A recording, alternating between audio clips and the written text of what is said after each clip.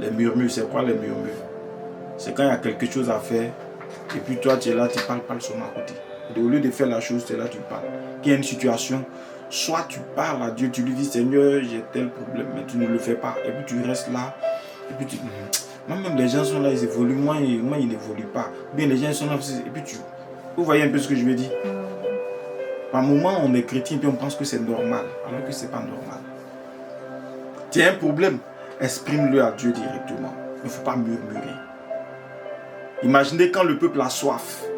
Et puis, Dieu dit, bon, moi je vais vous faire sortir d'un pays où vous êtes en captivité pour vous envoyer quelque part. Avec tous les prodiges, tout ce qu'il a pu faire là-bas, pour vous faire sortir. Mais sur le chemin, dès que vous avez un petit problème, au lieu de vous adresser à celui qui est l'intermédiaire entre vous, Moïse, doucement pour dire, ah mais c'est chaud, on a soif. Ou bien même d'aider Moïse dans la prière pour dire, mais Seigneur, souviens-toi de nous, on a soif. Il commence à murmurer, mais ce gars-là nous a fait sortir de là, c'est pour nous tuer, mais il aurait été préférable qu'on reste là-bas et tout. Voyez un peu. Donc les murmures ici, c'est un peu comme des commentaires qu'on fait sur une situation. Vous voyez, au lieu de demander, on ne demande pas, mais on fait des commentaires péjoratifs. Dieu a ça en horreur. C'est pourquoi il faut qu'un enfant de Dieu à partir d'aujourd'hui commence à prier et dire Seigneur, aide-moi à ne pas murmurer contre toi. Parce qu'il n'y a pas quelque chose qui bloque la bénédiction que les murmures. Et d'ailleurs, ça attire sur nous la lèpre spirituelle. Regardez, vous allez lire Exode encore. Bon, normalement vous avez lu l'année passée, vous allez lire encore cette année, vous allez voir. Dans ce même passage d'Exode, vous allez le découvrir.